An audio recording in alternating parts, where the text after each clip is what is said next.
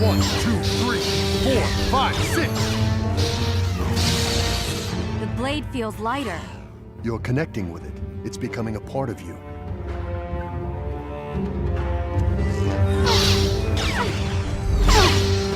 But you cannot rely solely on the blade. You must use all your skills together. Ready position.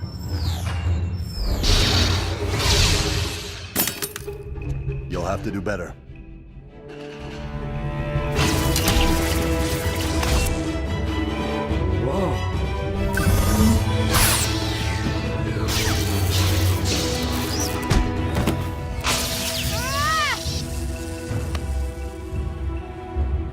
You're not fighting me.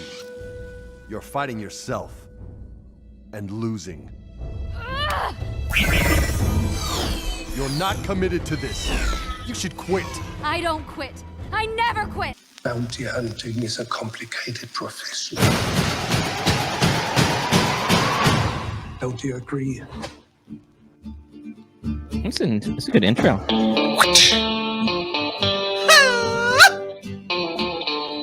It's the better intro. It really is. What is up, everybody? It is your boy, it's Konkon, back in the bounty hunting game again. We back. Tell him, Justin. Tell him, Justin. We back. What are we back in, Justin? Chapter 17 of The Mandalorian. Chapter 17 of The Mandalorian, the continuation of season 2. Look, who knew all we needed was a lot less Boba Fett and less Tatooine to get an absolute banger episode? Who knew? I know. Not me. Not me. Look at us. Who would have thought? Not me. That podcast on Facebook or Instagram sure didn't know. They sure didn't know. Deleted their comment and everything. My goodness. Guys, what is up? Konnor here again. And sitting across from me virtually is Jay Breezy and our returning guest. Casual Kid, aka Jordan. Guys, Cantina Cantina Splicer. Guys, very, very excited about this episode. Let's just real quick, gut reaction. Justin, go first. Gut reaction to this episode. Immediate hype. Like, it was screaming excitement. It was amazing. And it was LOL funny that Boba Fett was not even in it at all. Yeah. Jordan, what about you? This was the best trailer since Spider-Man 3. For Mando season. Spider-Man 3? Exactly. Yeah. The worst Spider-Man movie. No, The trailer was hype, though. No Way Home. Oh. No Way Home's trailer. Yeah. No, loved it. I was blown away and I was completely surprised by it. And yeah, great episode. Need more. Justin. Oh, actually, my gut reaction. Reaction episode. Dude, I literally teared up in this episode twice. I love that we got the Ahsoka treatment just instantly. You know, Mando was there. I'm a huge Din Djarin fan. I would have liked to have seen Boba there with Finnick. That is my one critique, but we'll get to that. My favorite moment, and then rating out of 10, giving this episode a 9 out of 10. What, are you texting me? Oh no. What are you texting me? Who, me? I'm not texting you anything. And my favorite moment of the episode was the firing up of the starship, like the actual rumbling of the engine. Justin, did you have a favorite moment? I think when he sliced his own leg open with the Darksaber was probably like the most unexpected and hilarious moment. Like, not necessarily like hilarious, but like, oh my god, this is exactly what I wanted. Is somebody who has no idea how to wield it, still full sending, wielding the Darksaber. Didn't realize even how dangerous it actually is. Like, shows you how skilled the Jedi has to be to wield a weapon like that. Like, everything about it. That fight scene was just awesome. Jordan? The early parts of the episode were probably my favorite, just because it felt like Mandalorian again. The Mandalorian, just the feel and being back to it, it just got me really hyped for the rest of the episode. And both of you, Justin, what out of 10 would you give this episode? Man, I give this a 9 out of 10. The only reason I'll take the 1 point away is because it literally had nothing to do with the Book of Boba Fett. So because that is what this episode is for. This series is Book of Boba Fett. That's the only blemish on it. Yeah. And I personally, I can see why some people are throwing some shade on it, saying this is just a filler episode, as amazing as it was. I wholeheartedly disagree, but I disagree, but I see their logic. Yes, it was a filler for Book of Boba Fett's plot. Mhm. That's why I'll dock it one single point. What about you, Jordan? Exact same. 9 out of 10, and it's literally because now I don't care about Boba Fett. I just want Mando season 3. That's it. It could literally end right now. Yeah, it could end right now. Yeah. Wouldn't care. Well, yeah, that would be it. Just roll credits. Bryce Dallas Howard directing this episode. But before we get into it, guys, housekeeping. Of course, we have I think we have 4 rec shirts left. That is all we have left. In shirts. I've got some prizes to send out for the wheel, guys. Don't forget, call, leave your hot take, what you're liking about the show, what you're not liking about the show, anything. Make it funny, make it attack me and Justin personally. We don't care. That is Ooyavi 407-900-5084. I'm just gonna say this because I know you're listening. E2, aka Roll Farm Boy. You haven't called in, man. Yeah, where you been, my guy? Miss your calls, man. We miss your calls. Anyway, guys, the housekeeping, of course, of this episode, as you can see on the banner. Breaking news. This Thursday we have one new review. Oh, do we? Yes. I'm gonna read it. Go. Bonzo Death Star this Thursday. Yes. 5 stars. Nice. These guys are awesome. Very entertaining. Always a good laugh. Justin is the best. I added the last sentence. Oh, okay. Otherwise, you wrote that. I was gonna say that this person was getting a shirt, and when they said Justin was the best, no shirt, no shirt. Bonzo Death Star, thank you for the review. Bonzo Death Star, if you are listening, send us a message, whether it be Instagram, Twitter. Of course, as you can see at the bottom, that is everything that we have for social media. Linktr.com/konkonscantina, Instagram, konkonscantina, Facebook, Discord, all of that stuff. The only one that is different is TikTok. You can find us at konkonscantina podcast. Of course, as Justin just mentioned, please leave us a review. 5 stars is what we seek. It very, very much helps the podcast. I don't think you guys realize just how much it helps the podcast. They just released this statistic, Justin. I meant to send it to you. It was about in the last 15 years, you know that only 3 podcasts have broken the top 10. So in 15 years, with the amount of podcasts, it's just, it's crazy how hard we were number 3 in film and TV interview.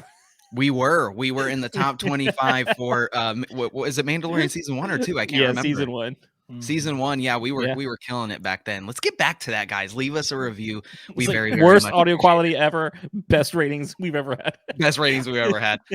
Guys, the agenda of this episode is, of course, talking about the continuation of Mandalorian season 2. No, I'm just kidding. This is episode 5 of Book of Boba Fett. What an absolute banger! You can obviously tell that's what it is based on how much he was in it, and such an integral role that he played. There is one thing that I like about my drinks, though, and the casual kid can attest to them. I can drink them warm, or I can drink them cold. We're gonna go to the cantina right now. Like a hot toddy? Exactly. I knew you'd get it. Welcome to Cantina. What are you having? Shout out to Tamora for doing that for us. But remember, no droids.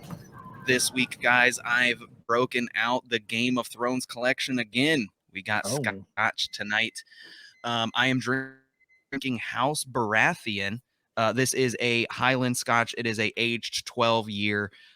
This one's okay. It's very muted in flavor. It's not peaty, and it's also not, I don't know how to describe it. It's very, very muted. That's the best way to describe it. 5 out of 10, not my favorite. And what's good about this one is this is in the more lower end, like the price range for compared to all the other Game of Thrones scotches. But even as somebody that doesn't like peat, this is almost not distinguishable as a scotch. Really? On the nose, it smells scotchy, but on the front, mid, and back end, actually drinking it, it is not scotchy. But that is what I am drinking. Justin, what are you drinking? I am drinking.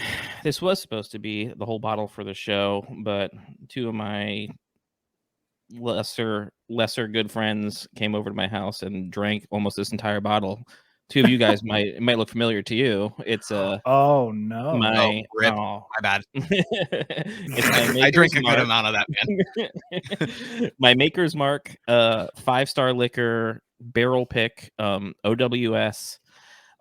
Maker's Mark does a cool thing with their barrel picks. If you have never had one, they give you a stave profile across the label. And if you don't know what a stave is the individual slat that makes up your barrel.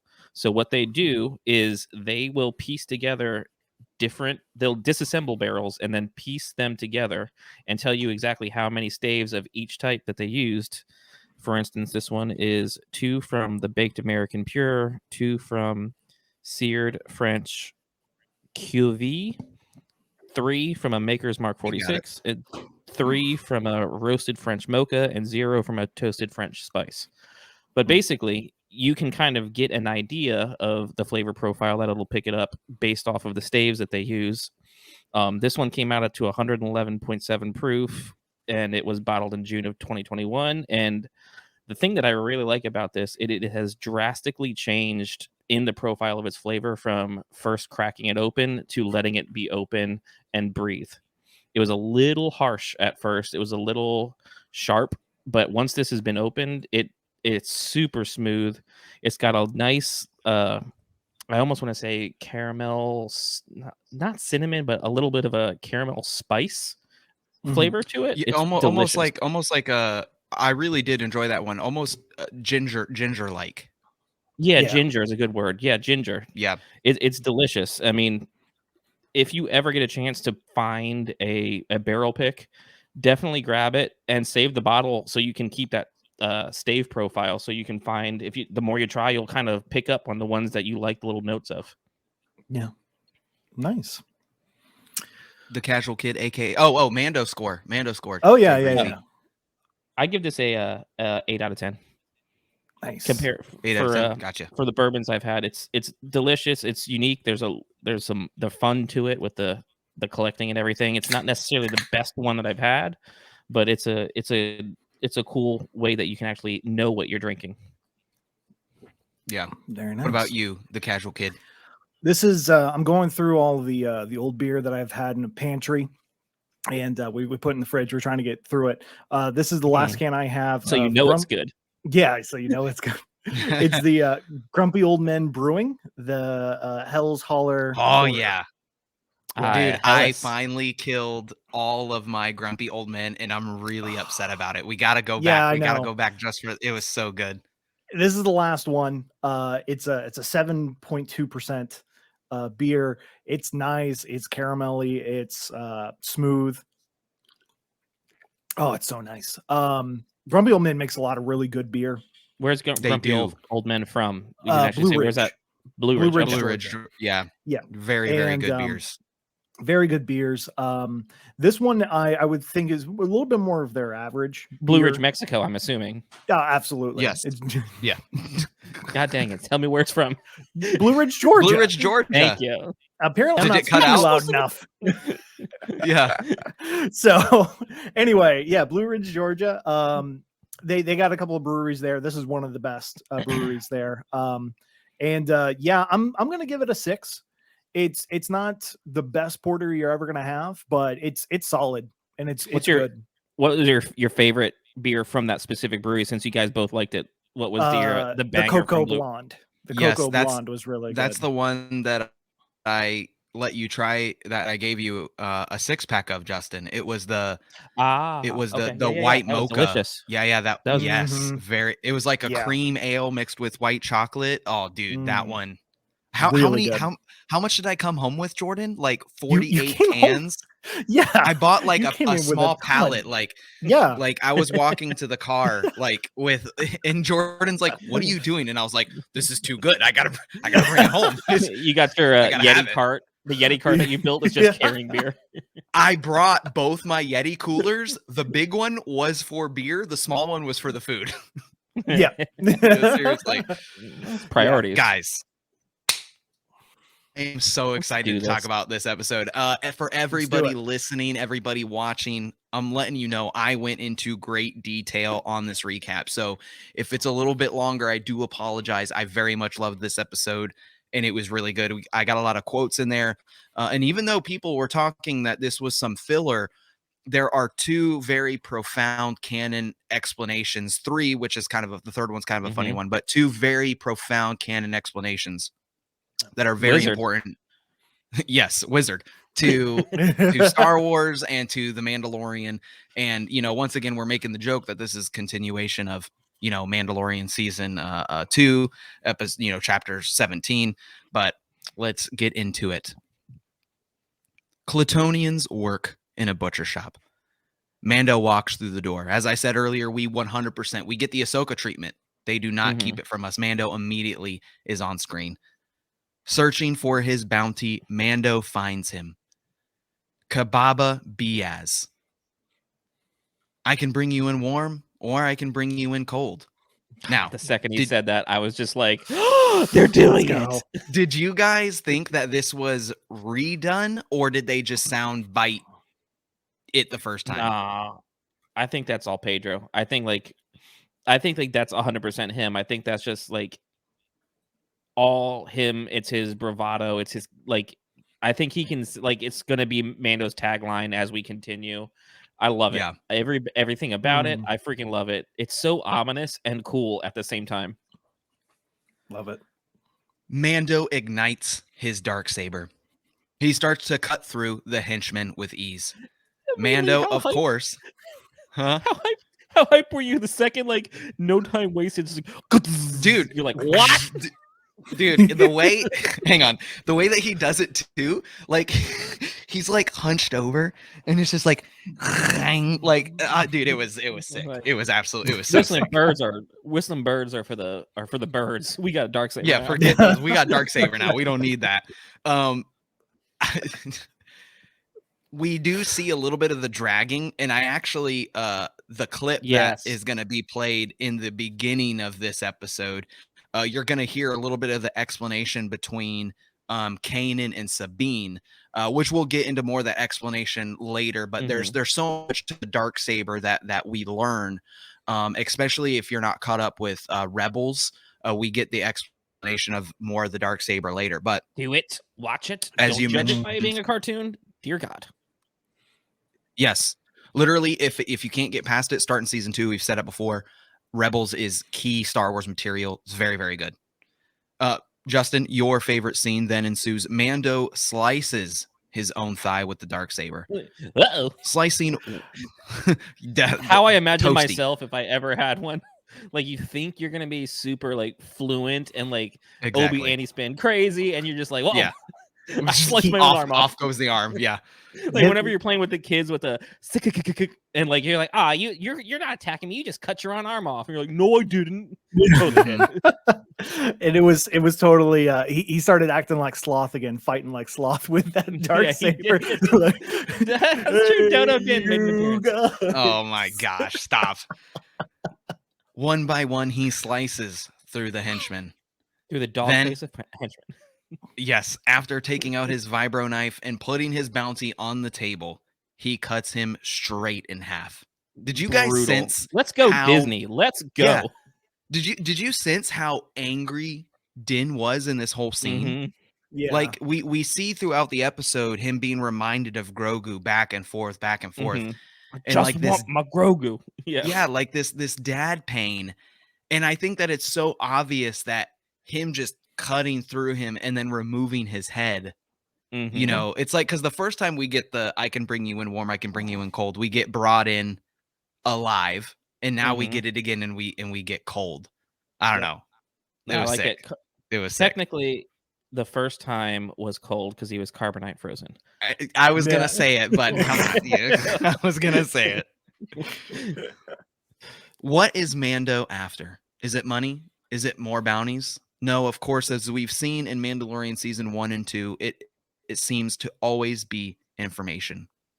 Seeking the newest location of the Mandos we first encountered on Navarro.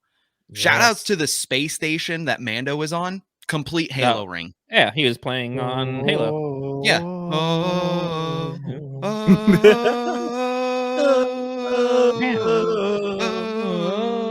We're Yeah, butchering there it it. is. Where can we ruin it? Yeah, we can do the Suka chant, but we can't do the Halo chant. I didn't know if you're Dude. going Halo 1, Halo 2, or Halo 3. I had to They're all figure the that out same. first. What are you talking about? They're not the same. They change them in between. Dude, the whole space station that he was on was amazing. I want to know the name of it. It was everything we wanted in Star Wars. It was literally everything. This So needs freaking to be the Star Wars Star Cruiser, not some stupid Oh ship. my god. Give me this That- ring that we're on. Disney has enough money to make that, right? Yeah, what if make Disney the ring.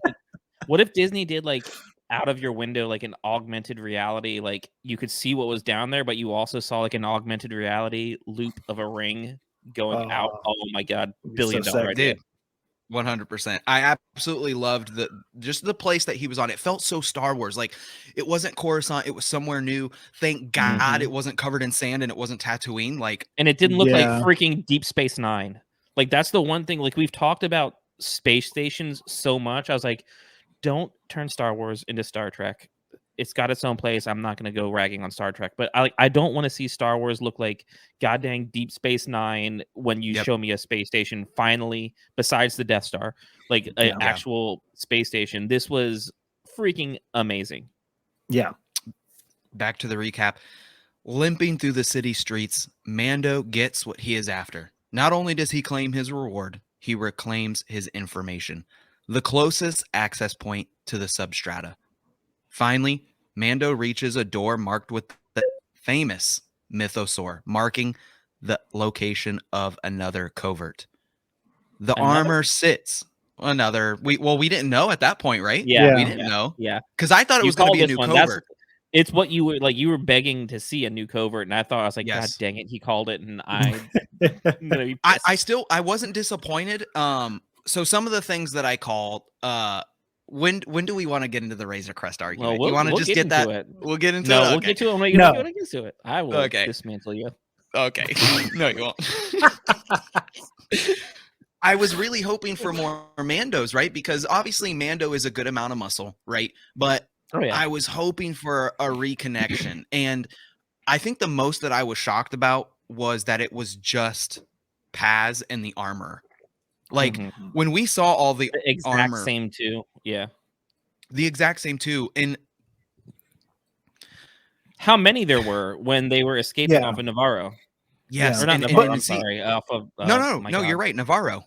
Yeah. Navarro. Because in season 1, when they go into the covert after IG opens up the bar into the sewers, we see all the piles of the armor, and the armor says, some have left, some died fighting the Empire, and then the other. We didn't know how many they were. So when Mando comes back, Paz says now there are 3. It's just them 3, which I was super shocked by that. I expected a couple of more. Yeah. We also learned from Bo in Mandalorian season 2 that there's just them, but they were a super offshoot covert to begin with. They were like the extremists of the extremists, which is one of the reasons why they did survive, which we'll learn later. Yes. So there was already a limited group of them. Yeah. I not that I didn't love the armor and Paz, because I think Paz Vizsla, voiced by Jon Favreau, super awesome, played by the same big dude that the Achuta Mando, the guy in the very first episode of Mandalorian. Super cool to see him again. Do you think it's actually played by John? Do you think it's actually played by John or just voiced by him? No, it's just voiced by John. The guy in the suit. No. The guy in the suit is the guy that goes the Achuta Mando, the guy that he spills his drink. That's him in the suit. Oh, okay.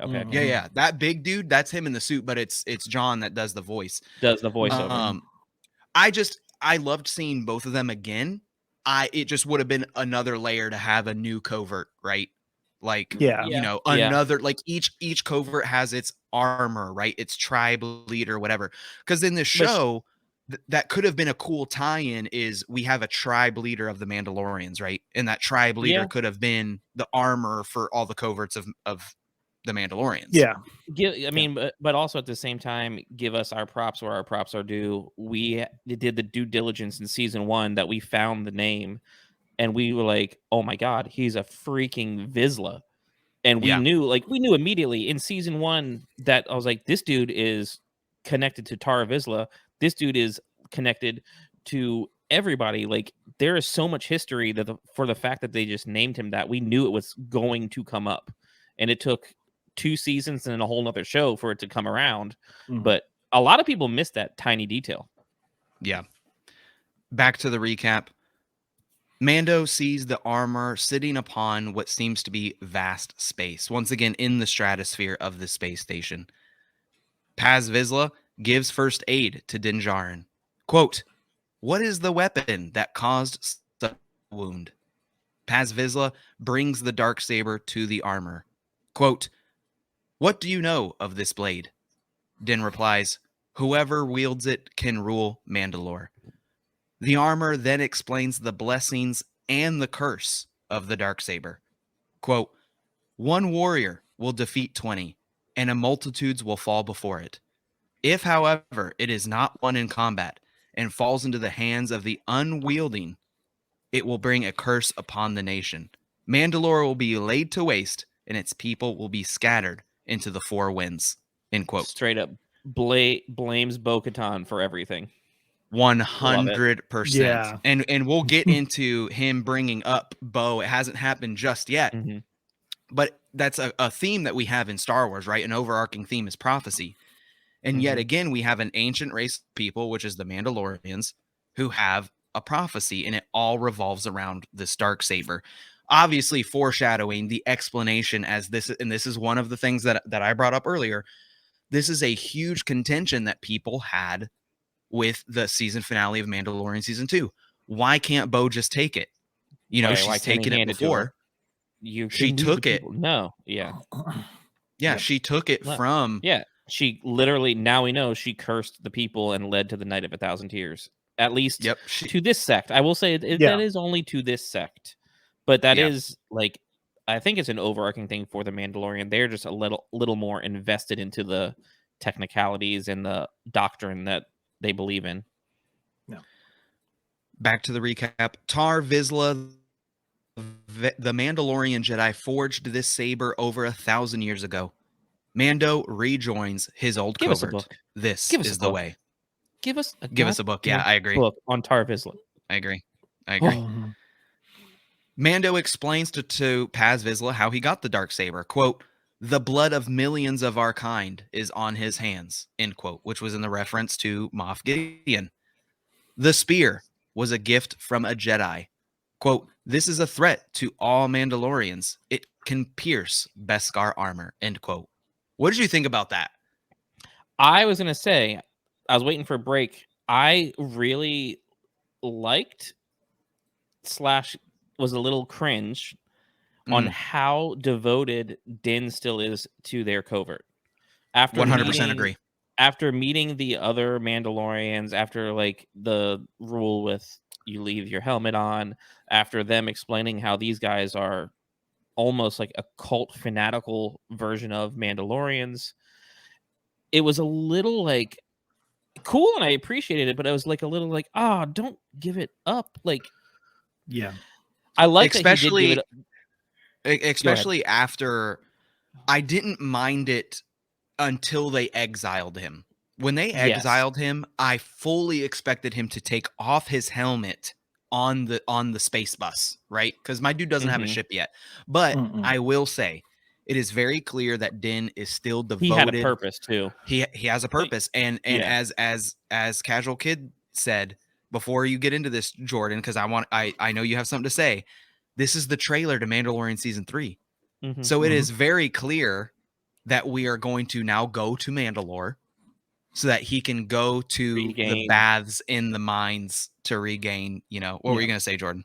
Well, no, it's just seeing it from another perspective. You know, once Din gave up Grogu, he had nothing left. There was nothing left for him. He fulfilled his mission, which was, you know, what he meant to do. What did he have to go back to? Just his covert. Hunting. And so hunting and his covert, yeah. Right. And so without having that father kind of relationship left, he went back to what he knew, which was hunting and a covert. So I didn't like that he was still devoted, but at the same time, I can understand it. you just fall back into old patterns. The only saving grace with it is when he gave it up, he knew what exactly he was giving it up for. It was not for himself. It was not for the covert. It was for a foundling, and it was for Grogu. Like that is a great segue. I think I know what he made. You think you know what they made? Like yep. I got a note in here. Back to the recap. Great segue, Justin. Mando then gives up his spear to help foundlings, but in return he asks for something, and that is a gift for Grogu. Quote, "Have you ever heard of Bo-Katan Kryze?" End quote. "Because she has lost her way, we lost our world," said the armor.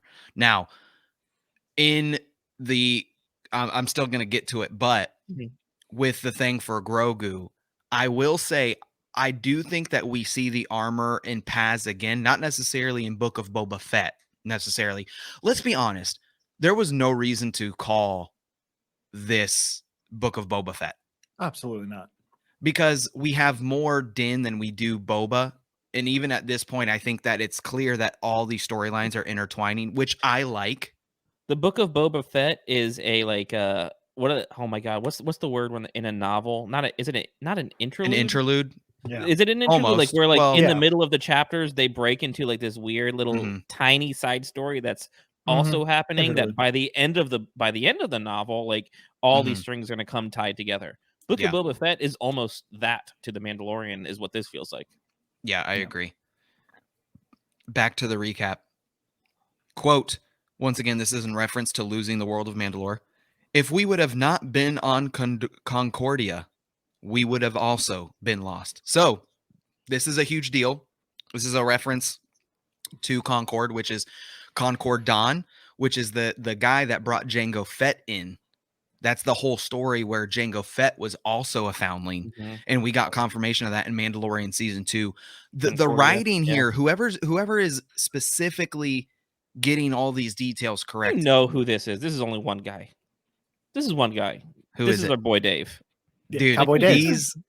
These points are hitting. We're firing on all cylinders in reference 100% to the N1 Starfighter that we're going to get to later. But seriously, like all of these little strings are coming together, and I still hope that we get some sort of a tie to Jango, like more Jango. Like I know Boba is Jango, but Jango specifically in connection to Concord Dawn and the Moon, which is Death Watch. We also Jango get before the cloning process, like OG exactly. like Jango is what we need.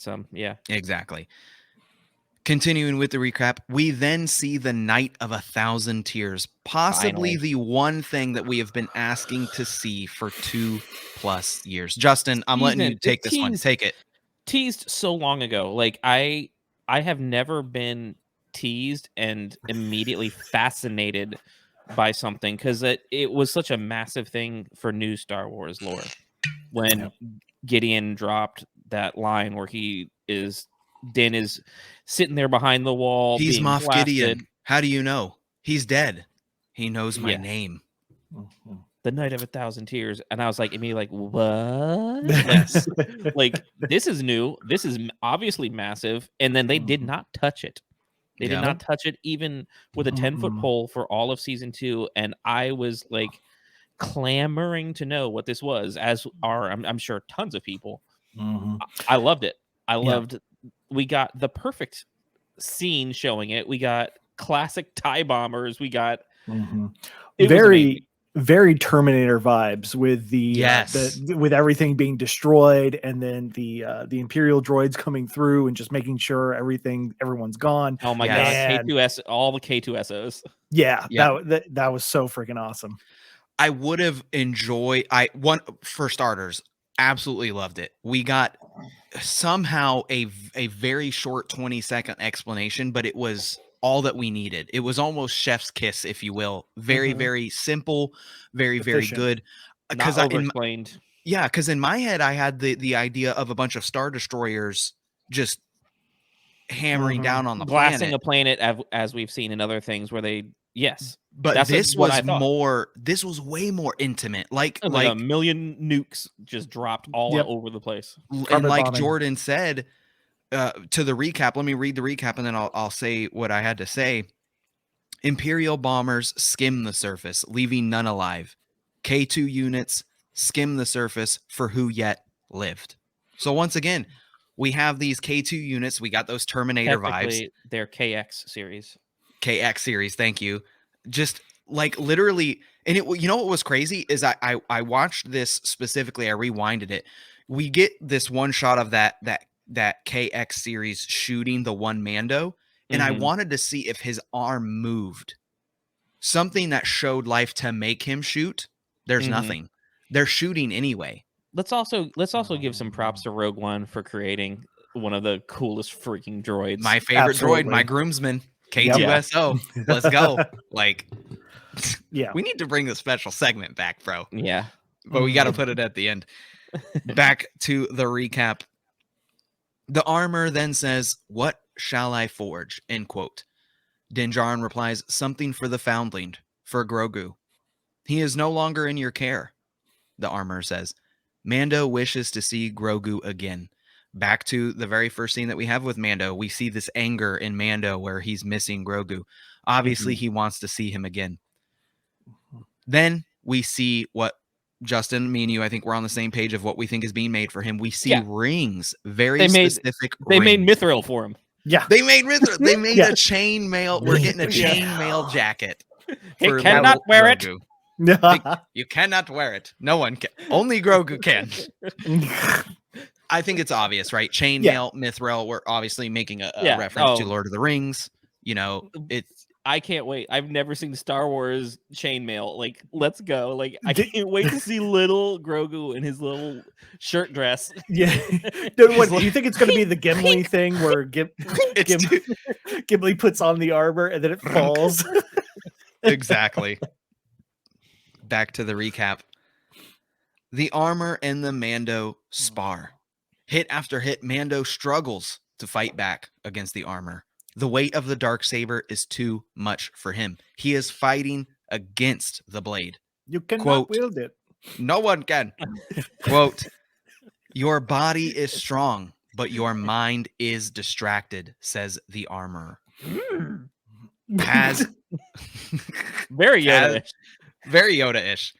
Paz Vizsla approaches, and a challenge is issued and accepted by Let's pause Din. there before we talk to the challenge. Have you? I will straight up say I have not had time to do what you and I discussed when we called each other after watching this, because I was at the doctor for 3.5 hours today finding out how. I'm not surprised. You're absolutely worthless, but continue. But you and I discussed, like, we wanted to go back to the Rebels episode where I did. Where Sabine, you did have time? Okay. So, I did. So just take it from there. So I'm going to play, the clip is going to play at the beginning of the episode, all the quotes between. So you have to feel the blade. Just because you're not force sensitive doesn't mean you don't feel the force. Just like Maz Kanata explained in The Force Awakens, you know, she says, I am no Jedi, but I know the force. Kanan explains to Sabine that she needs to clear her mind and feel, you know, it's very samurai-esque. You need to feel the blade, be one with the sword. It's not a tool, it's an extension of your body. And that is what he is not understanding. You know, if you think of Din as a whole, Din is a cowboy, Din is a side shooter, a slinger. He's a gunslinger. He's a what's the guy from Destiny? He's escaping me, but you know, a hunter.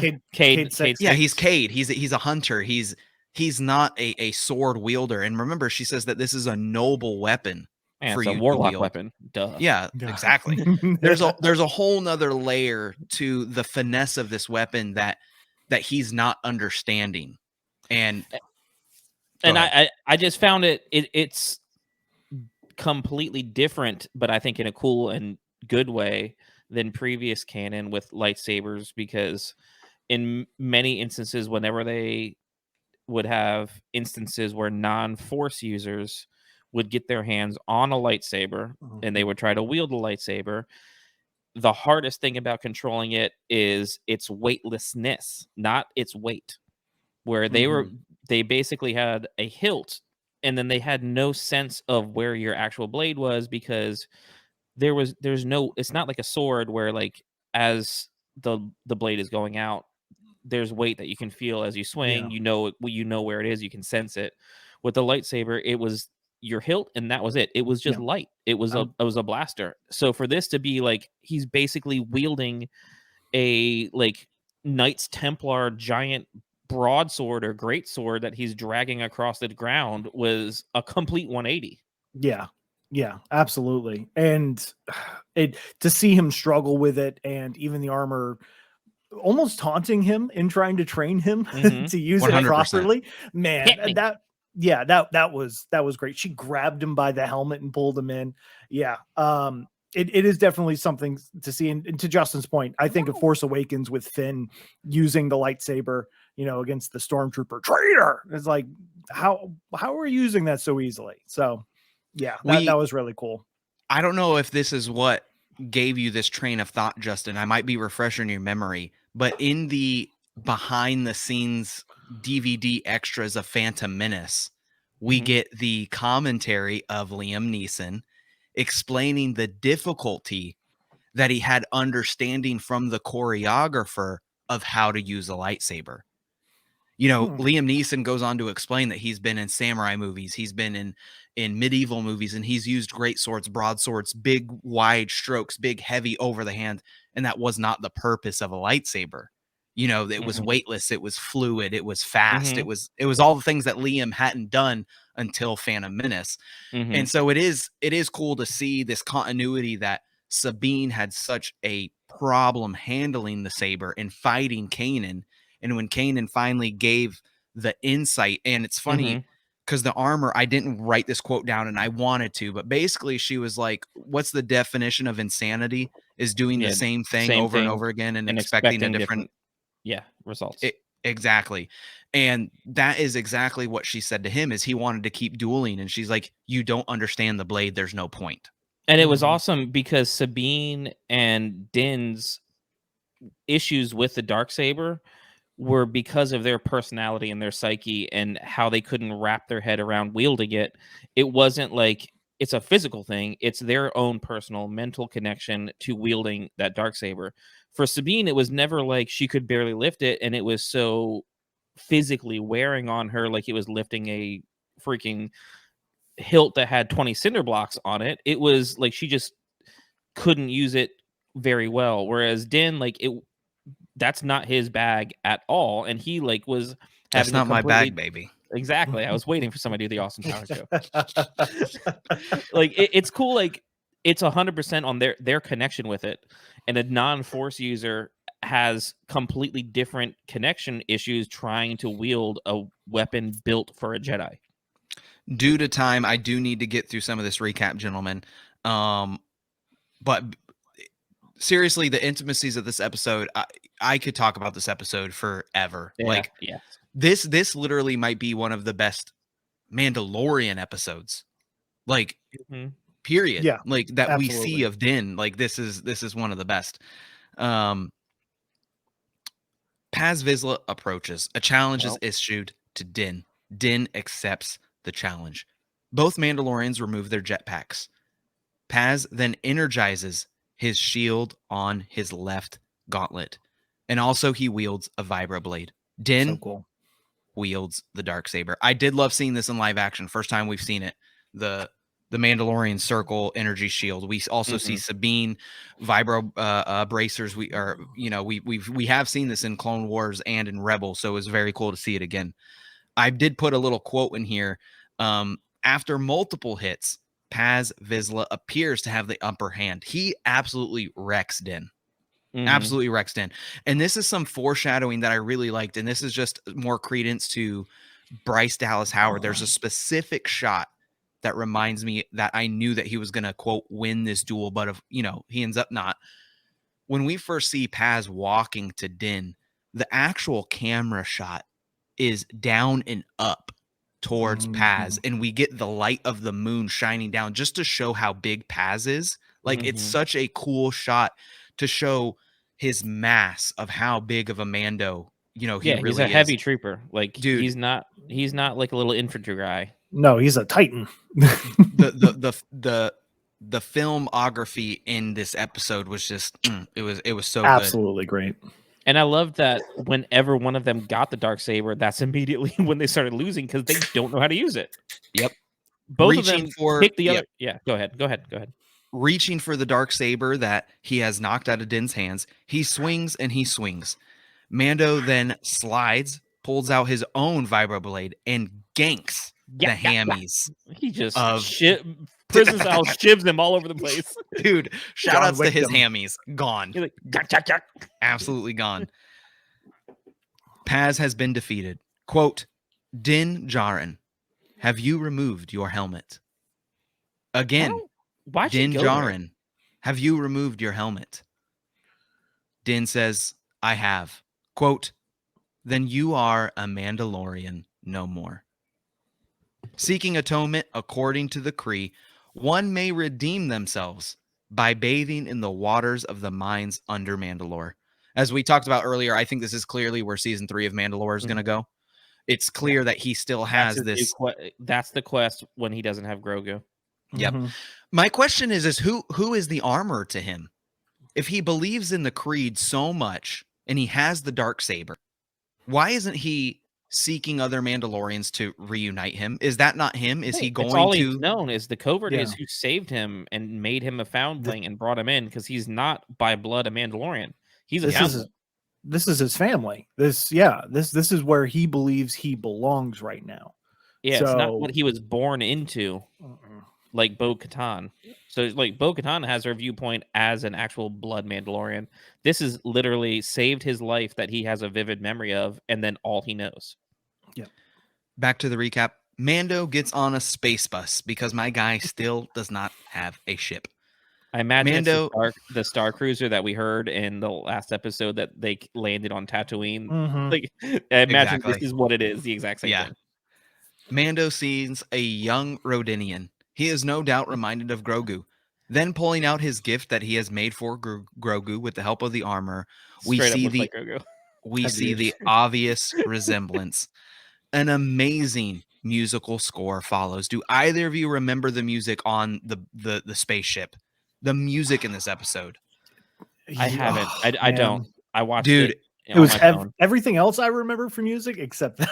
This scene in particular, it's a brand new piece. It's not Mando's theme. It's not anything else. It's a specific piece, kind of like how we heard Grogu's theme for the first time. Mhm. Mhm. Go back and listen to this part in particular. Dude, this part, obviously the representation of Grogu that we know as the audience, like this is important, and we hear new music, and we have new music for the Book of Boba Fett. It's so good. Go back and listen to it. That part in particular, I cannot wait to get more of this music. I want it on vinyl. I want all this music. Landing in Maz Eisley, Mando then steps off to see Pelimoto. Let's We go. see our first live action BD unit. I The was droid so that we were excited. introduced. Were you talk about it? I was so like I absolutely loved Fallen Order. Mhm. Like I played that game from start to finish. I went back and I played it on harder difficulties after I finished it. I loved BD1. He was the greatest droid. I feel personally that I like BD1 better than BB8. I Yeah. think BD1 was a better Agree. companion, has not been a better companion since R2. Like he's I guess Chop is pretty freaking K2SO.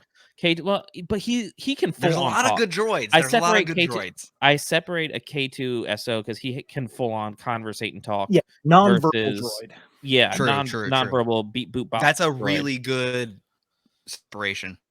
I Yeah. think Chopper, sarcastic, fire, amazing. R2, like troublemaker, hilarious. BD, absolute great. Like I was He's- so excited to see a BD series droid. Like I was like, oh my god, is it actually Cal Kestis? Like what's Dude, going Yeah. on here? I literally thought I was gonna see him walk on screen. If No Cal joke. Kestis showed up, I would lose Seriously. my mind. That's what I Would've been thought. So sweet. Back to the recap. Mando is here for a new ship. Konnor thus wins the Razor Crest argument. No, Ah! no. Continuing with the recap. Lifting the sheets off, we see a N1 starfighter from Naboo. I'm not going to lie. When I saw the sheet and the shape of the ship, I thought this was going to be General Grievous's ship. Yeah. Team the Razor Crest.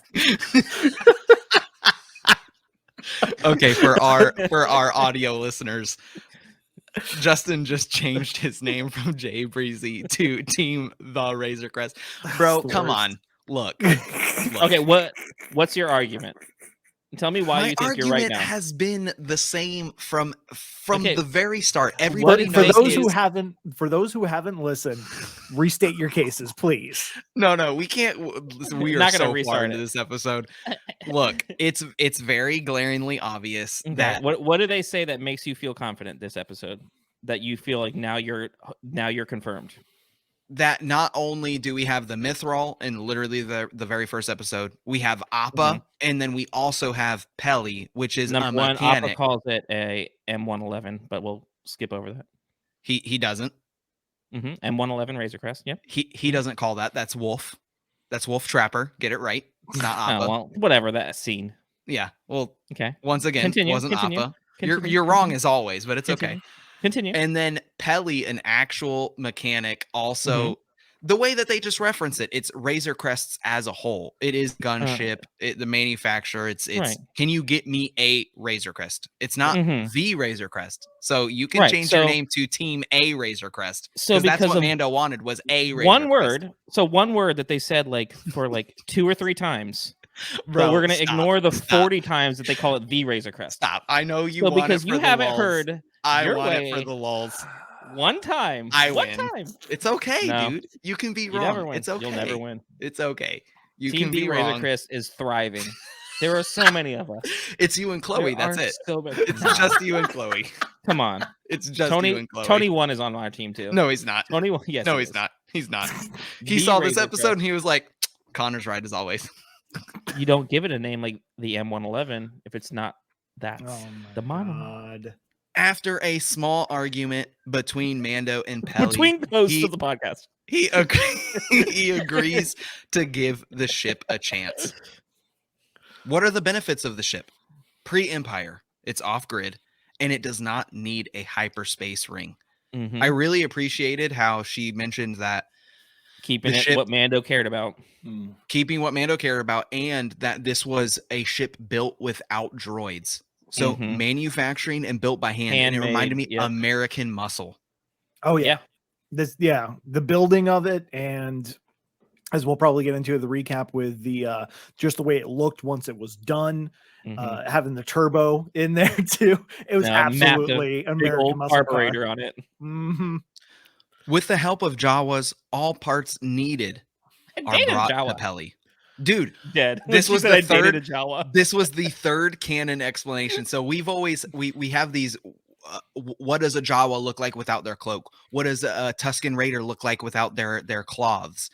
Well, we have a EU picture of Jawas, and they look like these big these little furry like the guy from Suicide Squad. Like we saw the girl Weasel? in the bikini. Yeah. They look like a weasel, and Yeah. she says that they're furry. Yeah. And it was hilarious. Like it's like a canon explanation now that they Dude, really Amy are like that. Sedaris just crushes the role. Like, Dude, yeah. 100%. Like every time she's on screen, I just like yes. Make me I laugh. want more slapstick comedy. I want more slapstick comedy in Star Wars. What about you, Justin? To me, she's the perfect mixture of being slapstick but not being corny. Like it's funny and it's purposely funny, but it's not like I always use the scene in is it The Last Jedi? Or is it it's The Last Jedi where Poe is talking to Hux and he's like, "Hello, are you still there?" Like, just did you like that or you didn't like that? No, I hated that. Okay, I hated gotcha. much. That's like too much in your face slapstick. Where Pele is like, perfect. Yes, it flows. Yeah. Yes, Makes Yes. sense. Yep. Yeah. Back to the recap. Lifting the sheet off, we see a N1 starfighter from Naboo, handcrafted and given to not the starfighters, not the star pilots, the royal guard of the Queen of Naboo. so good. I know. So good. An I love that. amazing montage then ensues. You know, on this podcast, we love a Montage. good montage. Give it. Mando helps fix the ship. The N1 is then moved into the open landing bay. I loved Mando- also like how they show like Jawas what they're capable of getting and how they'll straight up like it's also a flashback to how they shredded the Razor Crest. Yes. Like a second of him being gone, or like, oh, look at all these pirates, these are ours now, sucker. Like And I loved it. Go ahead, Jordan. Oh, and I also love that the BD unit came back and did basically what it does in the video game, where it projected the part where it needed to go. Man, that was so freaking cool. Give me one of those in real life. I'll never read an IKEA instruction again. I just need him to tell me where this one wooden dowel goes, and somehow it's going to hold up my whole bed frame. And that guy, he's going to know. Yep. Let's talk about the N1 Starfighter. Did you ever think that Mando would be in such a small... We've seen him in a gunship. We've seen him in a manufactured Razor Crest, not the name of the ship, but an actual manufactured version of the gunship. Did you ever think that we'd see him in a Starfighter? So I did not, and this is honestly my prediction. I think this is going to be a Thunder in Paradise situation. Okay. Wait, let me say yours, and then I'm going to say mine because I have one specifically. You went somewhere that I didn't think you were going. Tell me. If you've never watched the amazing Hulk Hogan show, Thunder in Paradise, he has the most amazing scarab like speedboat. Okay. And then the speedboat can launch from underneath like a submarine and jettison out this amazing jet ski that's like a stealth jet ski. I think this N1 is going to be like almost like on the Ghost for Hera. How you have so he's going to get a bigger ship and he's going to keep the N1. Because I feel like he has to have something for transporting and getting bounties and his arsenal and everything else included. He does have the droid pocket, which I'm sure we'll talk about. I'm gonna talk about that now. So here's my hot take. She clears out the droid pocket, hollows it out. Tell me that is not the perfect area for Grogu to look out. Yes, exactly. Oh yeah. My hot take is I do think that Mandalorian season 3 will lead into him getting Grogu back, and we have little Grogu just hanging out in the N1 Starfighter. So there's unless he's moving away from bounty hunting, there's no cargo on this ship. I agree, but maybe a full-size person can fit in there. But a full-size person and Grogu? But here's the thing. His mission is no longer going to be bounty hunting. His mission is getting to Mandalore. That's literally what he's doing. Yeah, so I don't think this ship is going to last long. I think he's going to have this ship maybe for season 3, and then he's going to get a Razor Crest back, and it's going to be the fanfare of having it back and being like, I do truly hope that we see. I will cook you a steak and lobster dinner if he gets another M111 Razor Crest painted exactly the same. Like, you know what? We back. We back.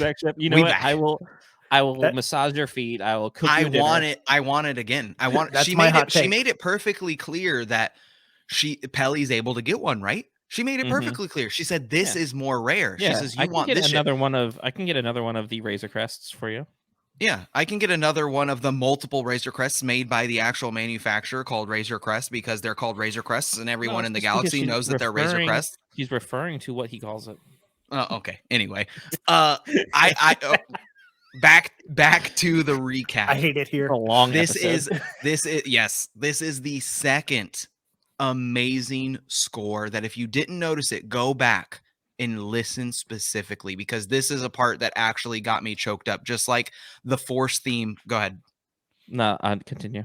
Oh, so Mando walks around his new ship. Mando's theme plays, but the arrangement is slower.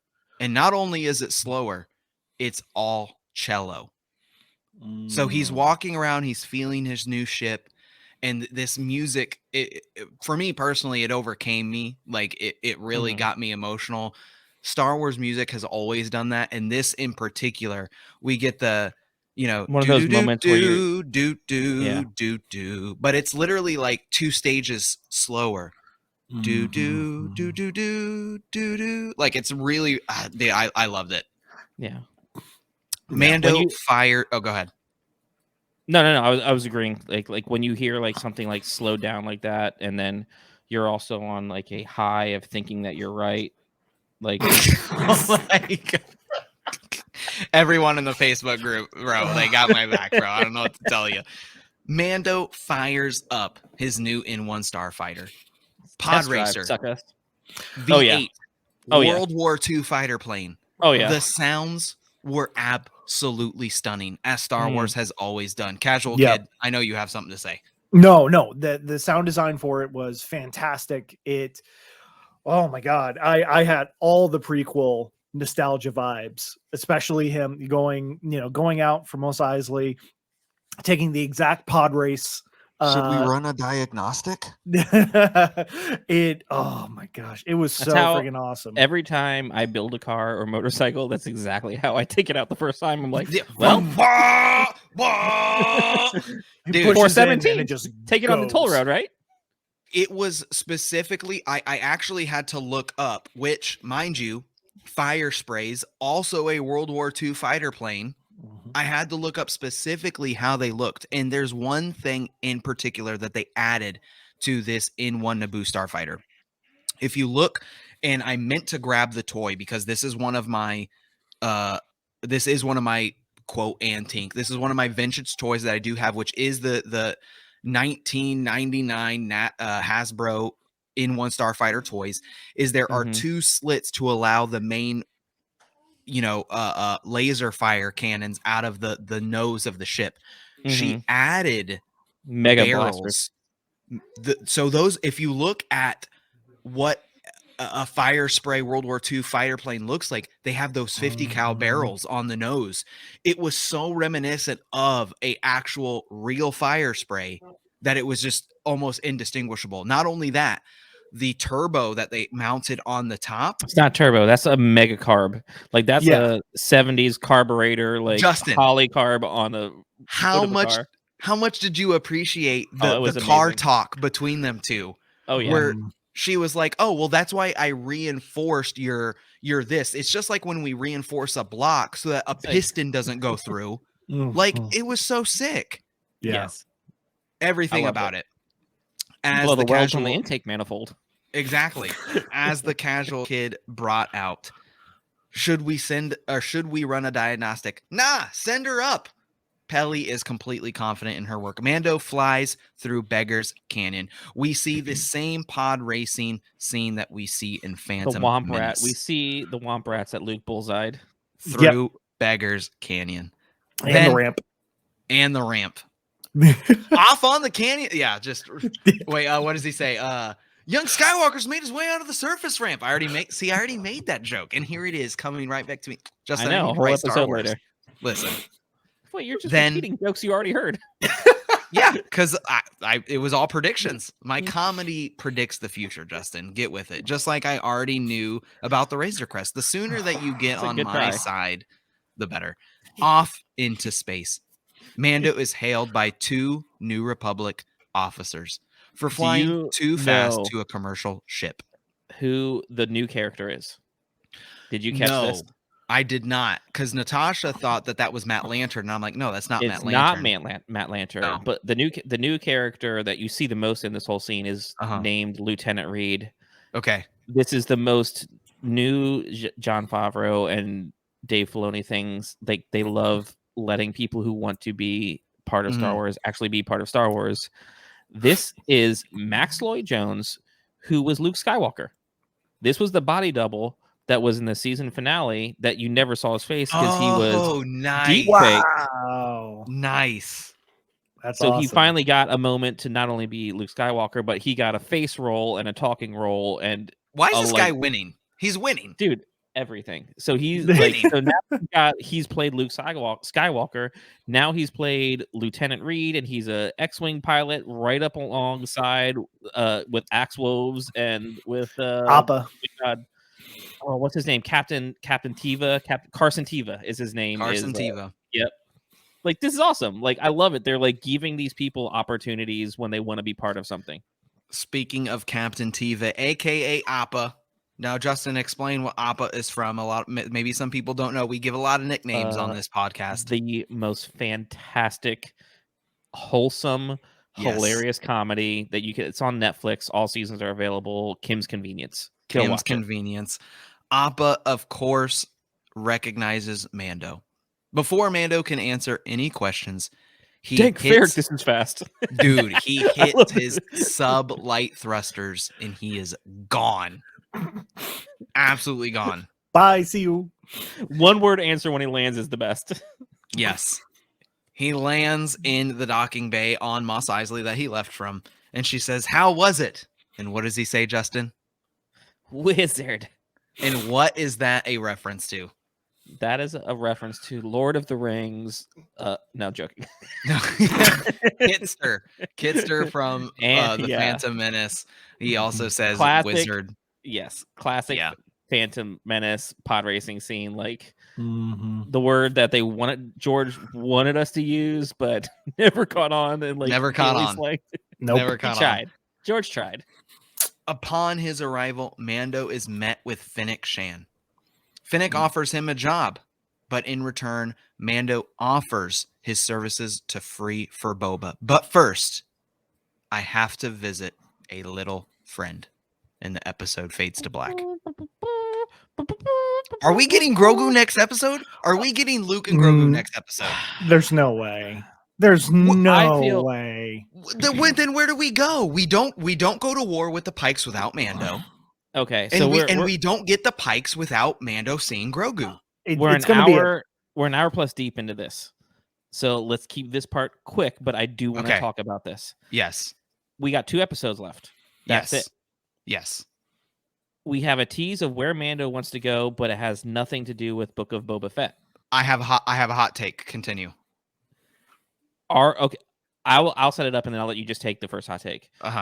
Are we going to see a tease of this right here where it ended, and then we get a Mando flying back and he's helping Boba, and then season 3 of The Mandalorian picks up from him leaving at this exact moment and seeing Grogu?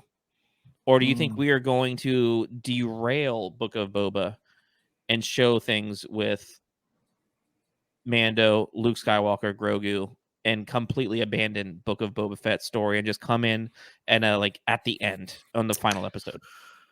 Go first, Jordan. If you have an answer to that, because I literally wrote this out. So okay, if you to answer that, I think if I'm gonna go by how they're doing Book of Boba Fett, I think the next episode is not gonna have Din in it. Back to flashback. Yeah, I honestly. Well, he's fully healed. The future. So no, I think this next episode is them going to be preparing for things, maybe getting one more person in there, maybe the sheriff to join in. Yes, Sheriff of Nottingham. Yes. Oh, Cobb Vanth, something like that. I think the next episode is going to be prepared, and then Din will come back at the end of that, and there'll be a thing. Kind of be the savior at the final moments. Not even a savior at the final moments, just like he shows up at the end of he comes in, blast him. You're all clear, kid. And then Mandalorian season 1 I think will start after that. Mandalorian season 1. Mandalorian season 3 will start after that with Din having a flashback of seeing Grogu while he's heading to Mandalore. That's it. So my hot take is that we will get Mando seeing Grogu. He sees Grogu. He sees that he is safe with Luke. He trusts Luke. He trusts Luke because he's trust Ahsoka. And he sees Luke as a capable Jedi. That Jedi Luke saved him on Moff Gideon's cruiser. He gives him his gift. He goes back to Boba. The last episode is them preparing for war.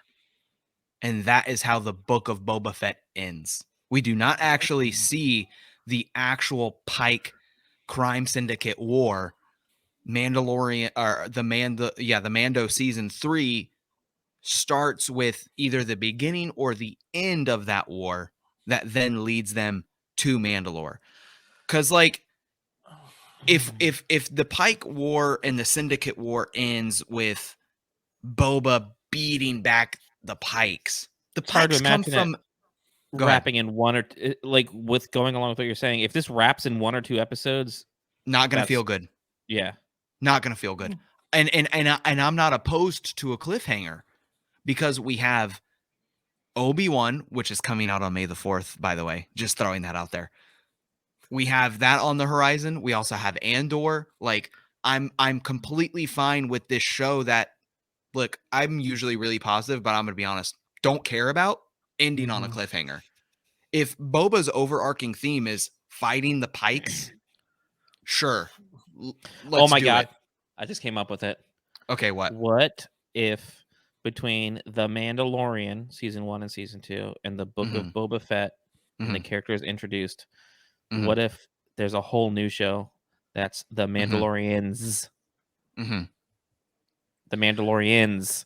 These two shows then are combined into one, and it's not about Din and his bounty hunting and Grogu. It's not about Boba and his crime empire. What if it's restoring the Mandalorians? Okay. Yes. Love it. Mandalorians are my favorite part of Star Wars, but posted this in the Discord, posted this on Instagram. Justin, do you remember me posting the thing that Lucasfilm sent out to all their employees? And it was a Christmas gift of this past year. And it had one specific thing on there that's never been in any announcement. And it was called The Tales of the Jedi. Yes. You remember that? Yeah. Yeah, that's a yes. In the interview that Mark Hamill gives when he is expressing his disdain for what Rian Johnson did to Luke in The Last Jedi, he brings up one specific thing. And that thing is where are all the stories about Luke and what he does after he leaves Han and Leia and the Empire is gone? Is, I don't know, we call it the Tales of a Jedi. What if we get another show, The Tales of a Jedi, or The Tales of the Jedi, and it's Luke creating his new Jedi temple. Academy. Grogu is there. Mind you, backtrack to my train of thought of Grogu being in the N1 Starfighter. If Grogu isn't working out for whatever reason, he has too many attachments, he cannot be trained. Literally, Ahsoka has already said canonly he cannot be trained. Oh, I got hiccups. Mando takes Grogu. That explains why he's not at the Jedi Temple when Ben turns. Yeah. I said we anyway. That's I'm it. down for it. That's Yeah. it. I like the idea of the 2 seasons of The Mandalorian and this very weird spin-off of the Book of Boba Fett actually like building to something new. A lot more than the Book of Boba Fett season 2. I'll be completely honest, and he's been my favorite character since I was 7 years old. Yeah. Because the show is just disappointed me for the character that I've loved. But if it was building it to something like they're like all little individual stepping stones, that would be an awesome saving grace. Yeah. Yeah. It's hard to see it with the current sample size that we have. We of these can't episodes. wrap the Pike Syndicate in a giant war against Boba Fett, who has literally nobody except one guy he's going to hire. And They 2 come from a Gamorrean whole guards. planet. They come from a whole They're planet. massive. They're massive. They are a syndicate. They're not a gang. Even they come if from a whole planet. Like even there are millions of them. Boba wipes everybody on Tatooine, does nothing to them as a whole. Yeah, exactly. Yeah. Exactly. But I don't well, know, guys, this has been a great upward turn. Call it a filler, call it what you want. This has been a great upward turn. I'm super excited to know what our callers are going to say. Yeah, call it what you want. I mean, I think that look, I'm going to be selfish, okay? I think Mando is way cooler than Boba. Always has been, always will be. And it's hindsight, though. Sure, whatever. That doesn't make it any less true. He's cooler than Boba. Like, this is the Boba we have, and guess what? He is cooler than the Boba we have. Is better. I concur. Yeah, you know, I don't say he's cooler. And he I don't can't mean, be cooler originally because he is the Mandalorian, the very OG, the start of everything.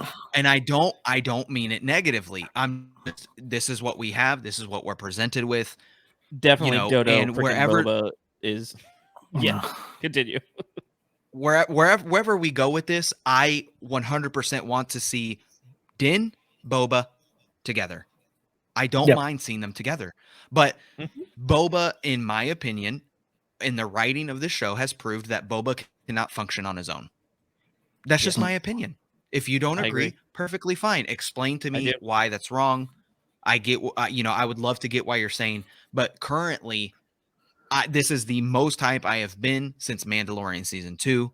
The show, in my opinion, I enjoyed watching it, but it is not delivered. That's all I have to say. It kind of going along with what we said last week. Like, we have to erase everything we knew about Fett. Fett was a badass in the EU. That's all wiped clean. Now the only canon Fett we have is standing next to Darth Vader, standing while Han is frozen, and then just getting yeeted by Luke into the side of a sand barge and falling into a pit. And he screams like a girl. Matches what we've seen from this show. Yeah. I'm still waiting to see the Boba that we're reintroduced to in Mandalorian season 2. That's the Boba I'm waiting to see again. Yeah. What do our callers guys? think? Yep. I think it is a perfect time to go into our caller segment. So we're going to go into it right now. Justin. We back again. We back. Look, I'm just gonna look. Don't bring it up, okay? I'm just gonna go spin the wheel. Just gonna go into the calls.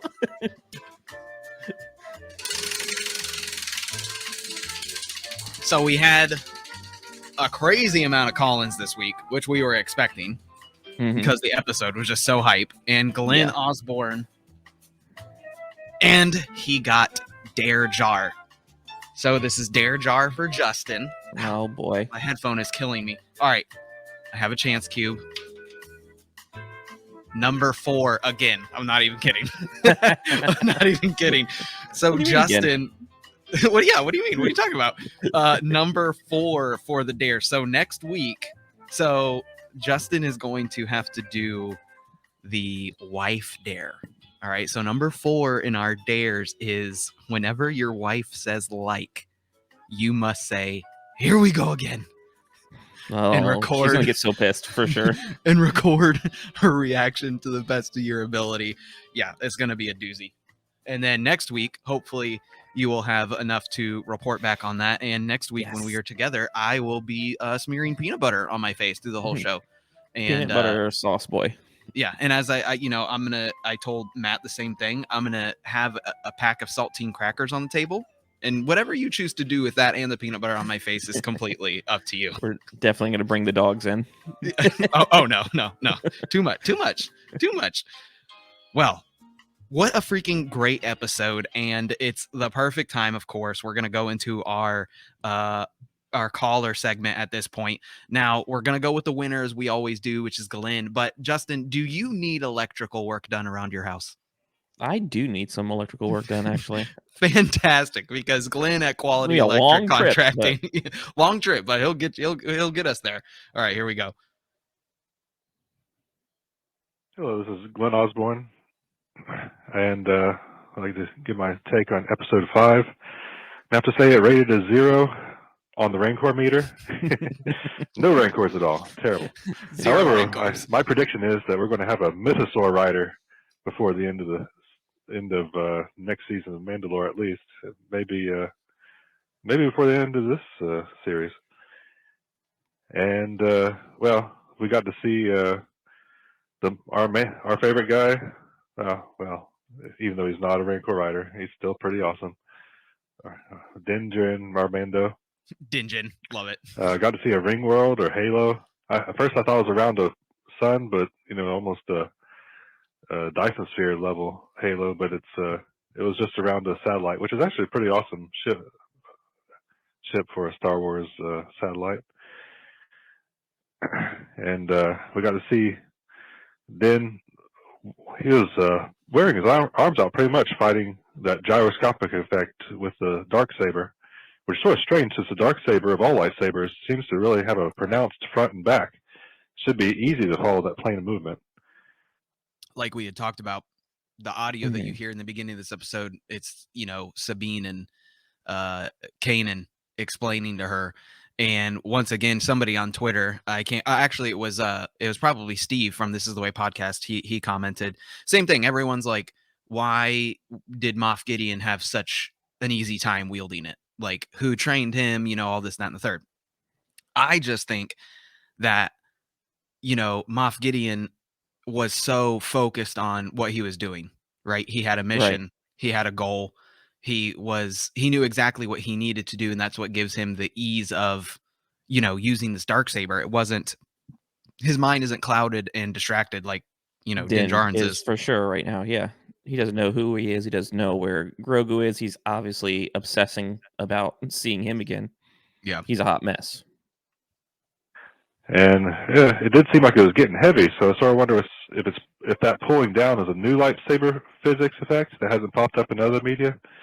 Well, I'm not sure if I like that, since we've seen other Jedi before who are fine just swinging a lightsaber around with relative ease.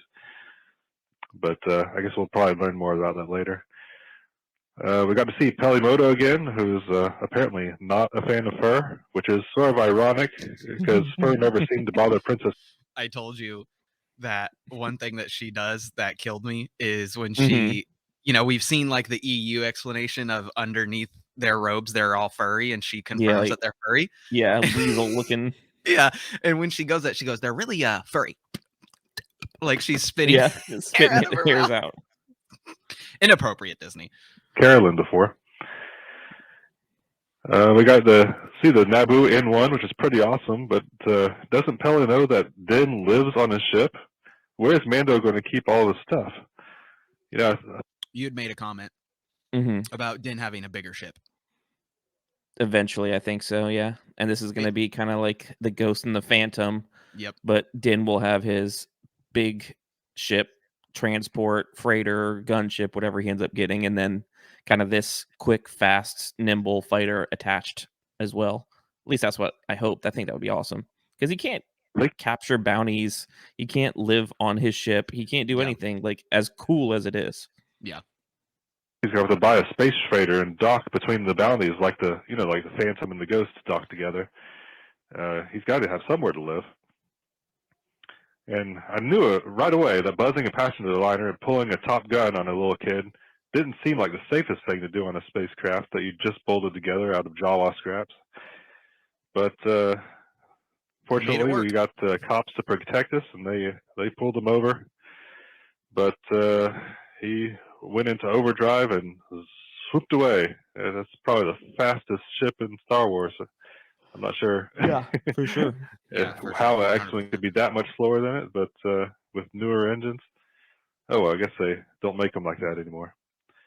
Well, that's my whole take on episode 5, which was an awesome episode, and I'm not as going to complain about it like other people. I think that I think it fits into Boba Fett.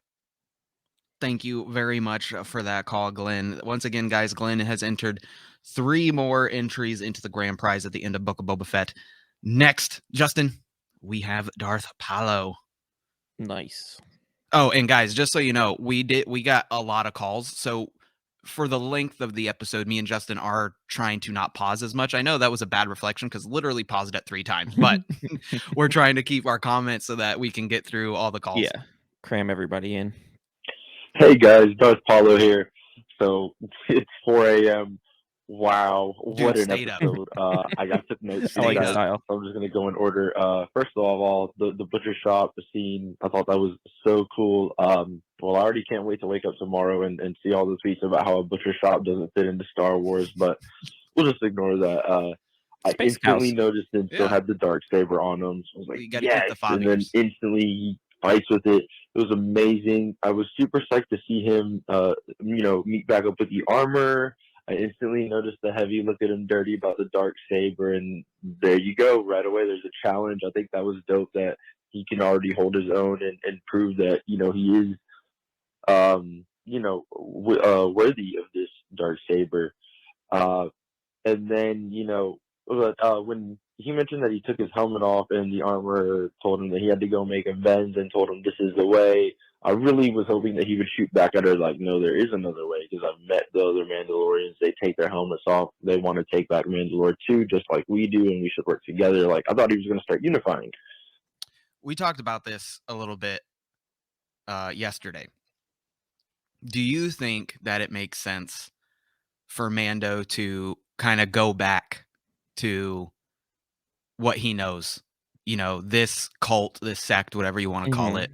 After coming in contact with like Bo-Katan and the Mandos that Yeah. she was with, and seeing how they're like, you guys are extremists, for lack of better terms. Like, that's Yeah. not how actual Mandalorians live their life. That's a weird thing that you guys do and nobody else. It is kind of weird. Yeah. So which one fits better for you? Like, I kind of expected him to get on the transport ship and then just take his helmet off. My goodness, my PC is going crazy.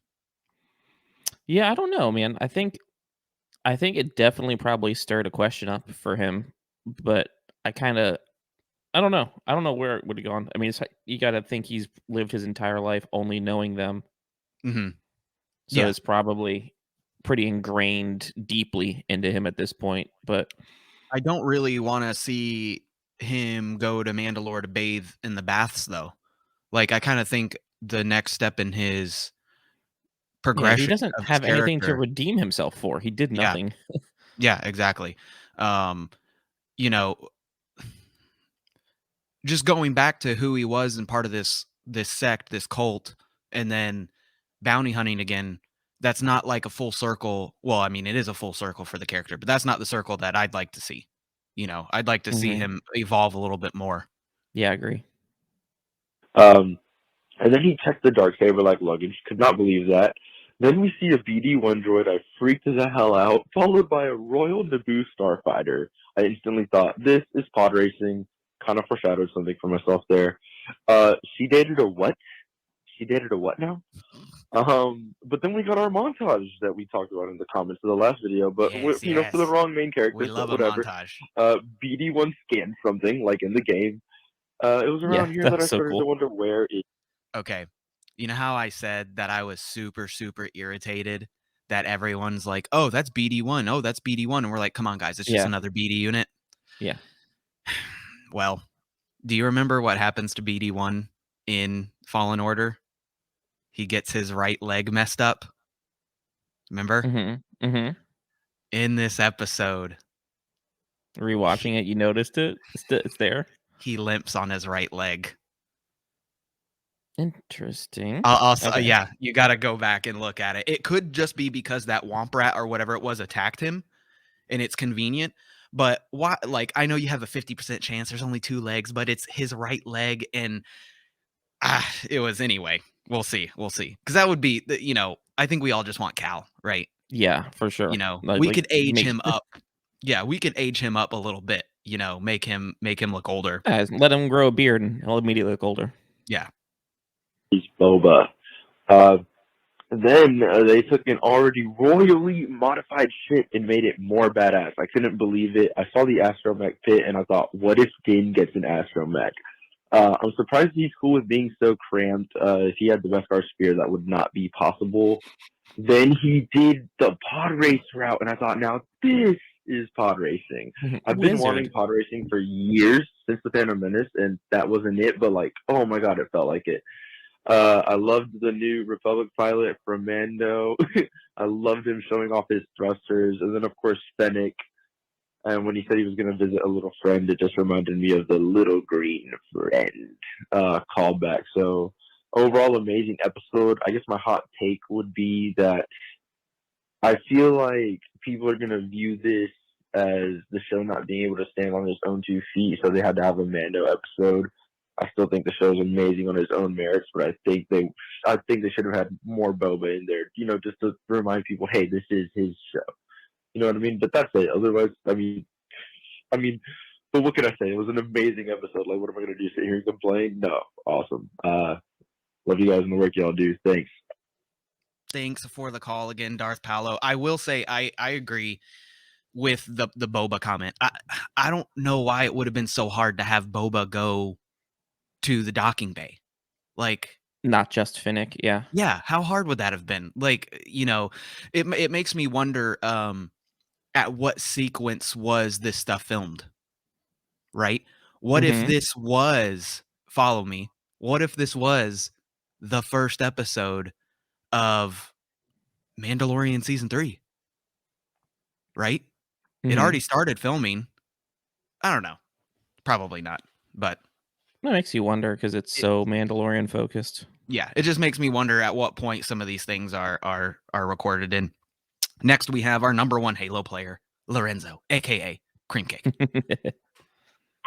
Hello, Supreme Lord. Cream Cake here. Oh, sorry, there's a fire truck and an ambulance passing by me. Just give me 1 second here. Okay. There we go. Cream Cake coming here. for you. As you know, best player or Halo player in the galaxy. I think your co-host referred to me as Supreme Halo Lord. I like that title very much. Just finished watching Book of Boba Fett episode 5 here in my work truck as I was taking a break, and I think this is my favorite episode yet.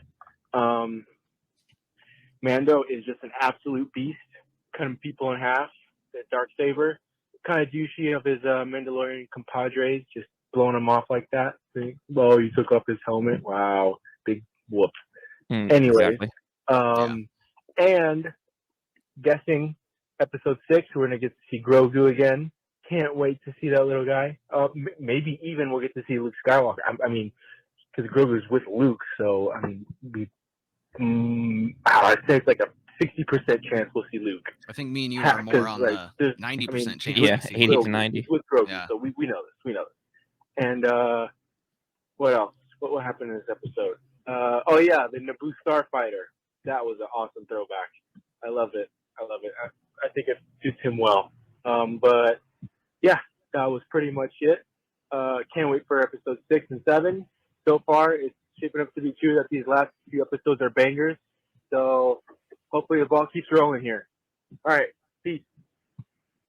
Thank you, Lorenzo, for that call. Now, this next one, a challenge has been ensued. Just like Paz approached it in and fought to the death. I am also going to win this battle. Grant has wanted to battle me on the podcast about this, about his thoughts about this episode. So here we go. Hey guys, it's Grant here. Well, Konnor, you told me to come fight you on the listening post, so here I am. Good. Step into my web.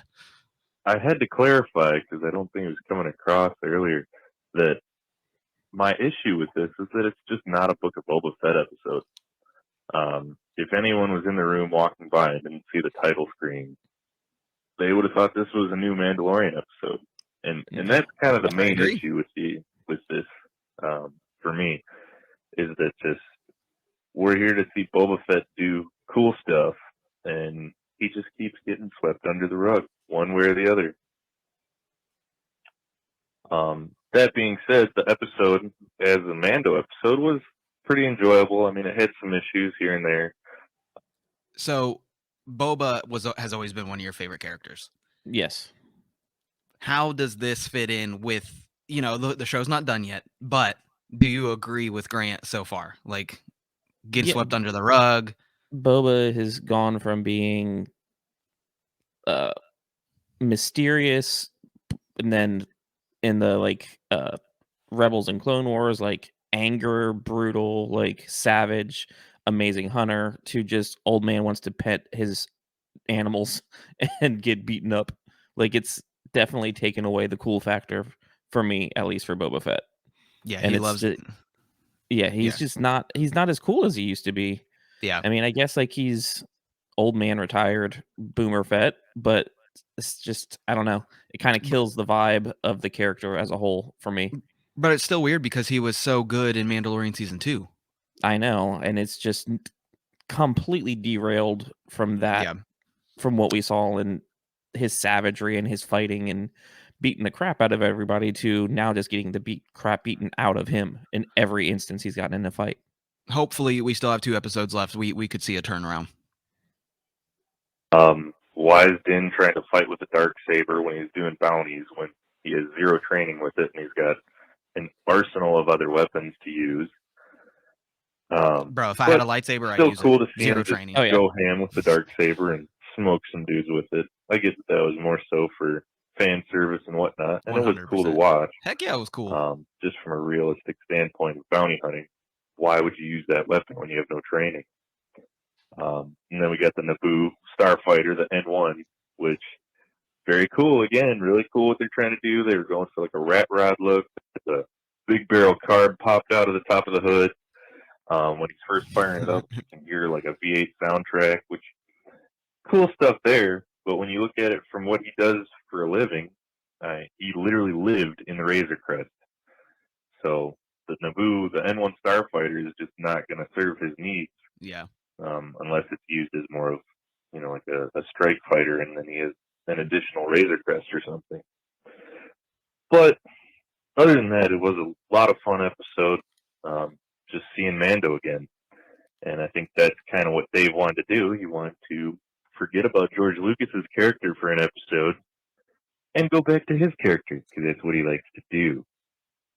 See, we talked about this a little bit, and I was saying that I do disagree with this, because Dave Filoni's character is Ahsoka, not Mando. Jon Favreau, Mando's his character. So taking a step back, from I understand the point of view, but it's just not DF's character, and I think that John has obviously a big picture idea of everything.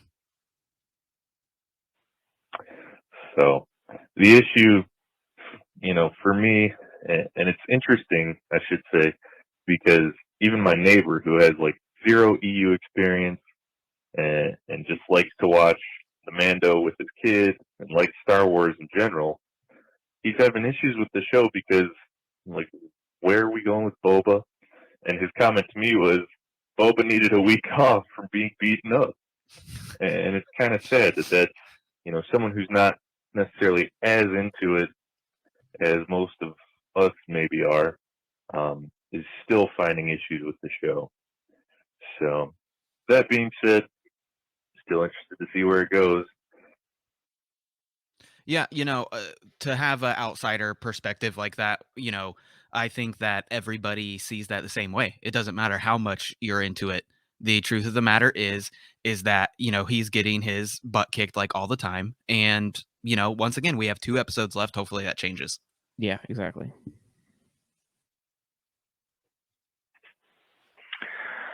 What's up, fellas? This is Vinny.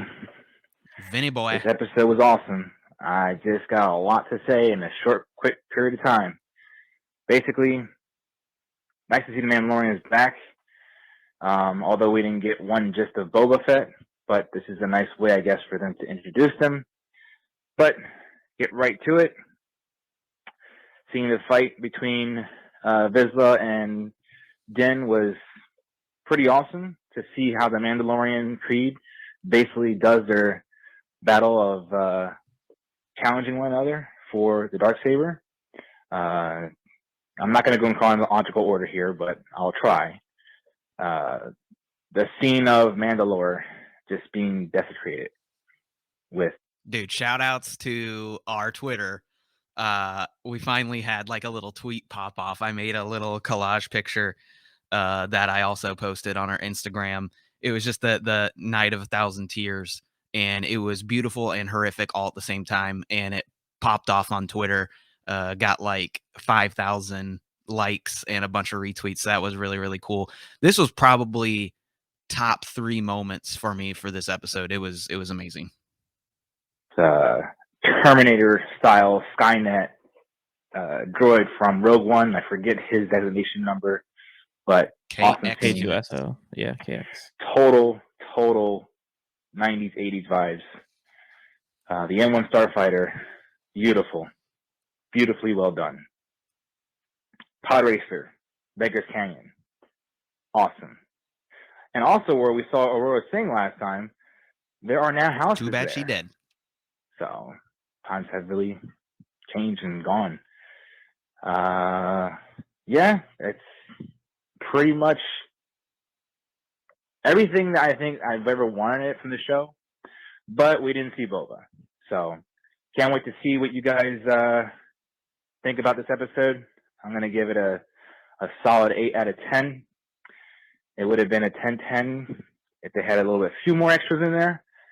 But basically, you got to have Boba Fett. Why are you going to send Fennec? You want to show your face around town? Exactly. You're over there. Come on now. What's this about? But anyway, that's my short take on it. Have a good one, fellas. I'll see you soon. Yeah, I mean, that's still, I think me and you both said 9 out of 10 for this episode. And if Boba would have showed up at the end, instead of it just being Finnick, it would have been a 10 out of 10. It just, once again, that's why I begged the question, like, when are these episodes being filmed? Is this kind of like convenience for Lucasfilm? Like, oh, I don't know, maybe somebody gets hurt or whatever the case may be. It's so weird that Boba can't leave Mos Espa to go over to Mos Eisley to talk to Mando. Or maybe, Finnick was there for days looking for Mando. You know what I mean? I don't know. It's just weird. Yeah, it's weird timing that he even ends up being on Tatooine, period. And she just like, oh, by the way, we need muscle. Yeah. One more thought. Vinny left us a second little. One more thing I forgot to mention. Yes, it can be done. And yes, it is possible. And yes, we did see it done. They LS swapped the N1 Starfighter. That is all. LS the world, Justin. Exactly. LS everything. That was still that, and that was probably top 3 for me too, was the first ignition of the N1. That was it was ridiculous. Now we are going to hear a message from the nicest mustache west of the Mississippi. What's up, you guys? It's Mrs. Palmer, 92, also known as the mediocre Halo Joker. Just kidding. I don't have a hot take for this week's episode or the week before because I haven't watched them. But in the episode where Boba Fett goes going last week's to take care of the guys, the speeder gang, and he goes into the cantina, and he's got his, whipping stick and the ridiculously long rifle. I was just disappointed to point out, or to see, and then I had to point out the lack of continuity because he shot somebody with that rifle at like 4 feet, and I didn't hear no scope. Other than that, great. Dang it, I just realized Joey is in Baton Rouge, and he's actually east of the Mississippi. So now if me and you grow a mustache, we can't even claim it.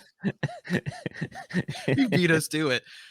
Yes, I thank you for calling in, Joey. Wait, no, it's on the west. You have to cross this Mississippi when you're driving there. We're safe. We are. Oh yeah, I guess.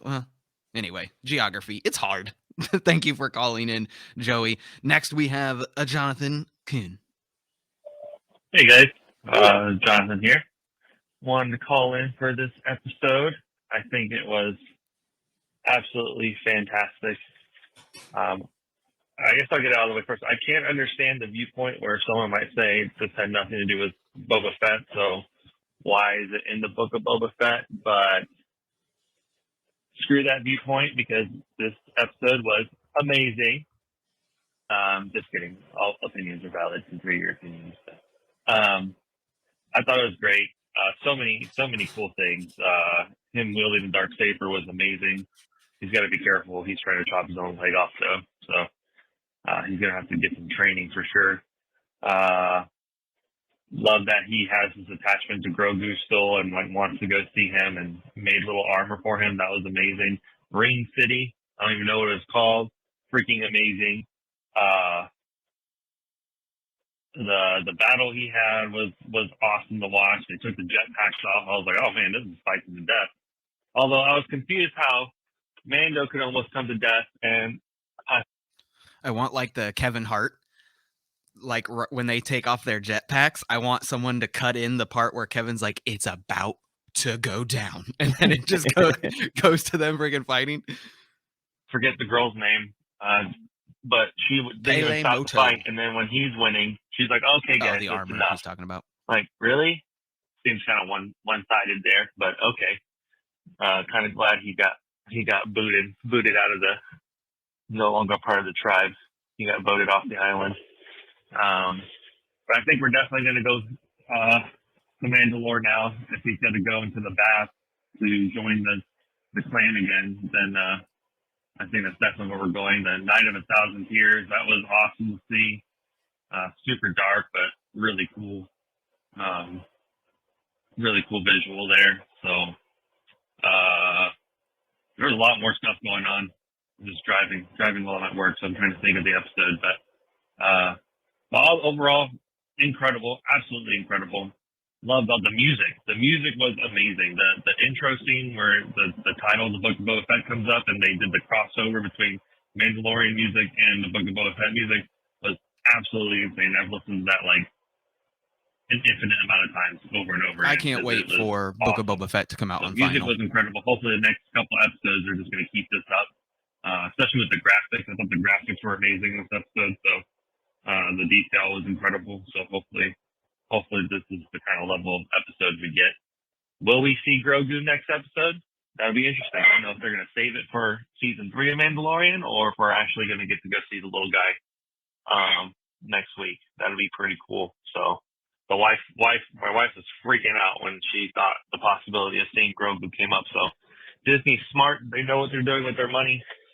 They know what attracts the crowds, and I think he got cut off. But 3 minutes the a point, killer. yeah, 3 minutes is the killer. But you know, they know what's making money, and Baby Yoda be making that money, man. Like, you know, we might even see Baby Yoda in Ahsoka again. You know, depending on that timeline. You know, we talked a little bit off air about where could Grogu go. You know, does he stay with Mando or does he stay with Luke? Does he go with Mando? You know, because Ahsoka was afraid of training him in the first place, and maybe Luke does too. Next, we have Chris Machado. Hey, this is Chris from FOMOcast. I've been missing for a few weeks, but I will say one of the best episodes we just saw. Very nostalgic for numerous reasons, not only from The Mandalorian, from the series itself of Star Wars. I truly think that Bryce Dallas Howard deserves her own movie, as multiple people have said. And for those that are complaining, saying that there was not enough Boba Fett, are idiots. I'm okay with saying that. And Dude, she 100% needs her own movie. But me and you talked about this a little bit. I would prefer for her to have her own TV show, and you would prefer for her to have her own movie.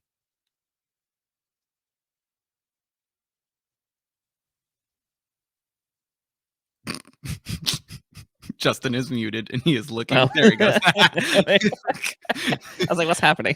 Okay, so you'd prefer her to have her own movie. Yeah, absolutely. And why is that? You gave a pretty good explanation off air. Oh, I don't remember what I said now.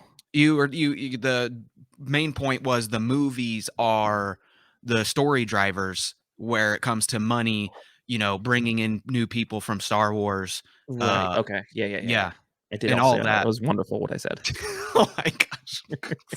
will also say that I am super excited for what's to come, and hopefully they're actually setting up not just the end of The Mandalorian, but they're also setting up maybe potential Boba Fett coming back. So we'll see. Thank you guys, and have fun. Chris, you sound down. I'm gonna call you, buddy. You okay? You're sounding a little depressed, man. All right, hope everything's all right. Our last call is, of course, from the Cantina Splicer. It is going to be Jordan Grip, aka the Casual Kid. Guys, here are my poorly written show notes for BOBF EP4. You should have said Mandalorian It's not Chapter 17. Episode 5, so yeah.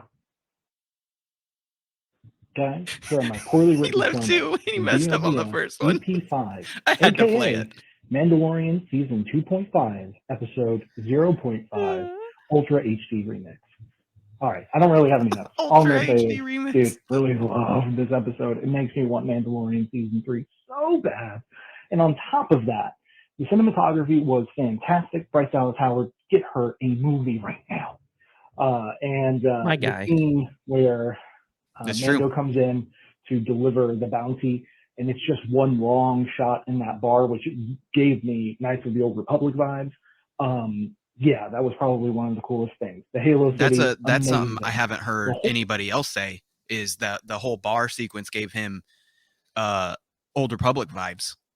That's now that he's saying that, you know, the bar sequence. Yeah, where he's giving the bounty. Yeah, where he dropped the head on the table. That whole thing. Yeah. Yes. The I was thing thinking was of the just butcher so shop. well Okay. done, and I want/need more.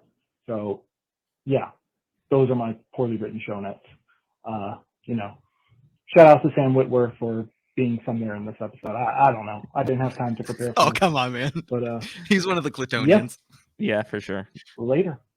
Thank you for that call, Jordan. The Cantina Splicer, everybody. Justin, this was an amazing episode, and this was a longer one. If you guys got to the end, thank you very much. This was a doozy to record.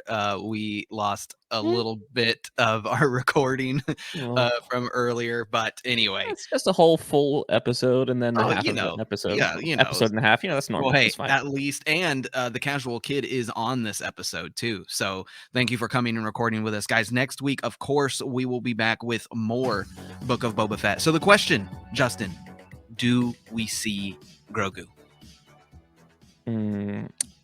I feel more confident about Luke, so that would, I guess, lend that you're going to see Grogu if you're going to see Luke. There's no way we don't see both if you see one. I agree. Guys, thank you for listening to this episode of Konkon's Cantina. I was your boy, it's Konkon, and sitting across from me virtually, as always, Jay Breezy. And we'll catch you guys next time.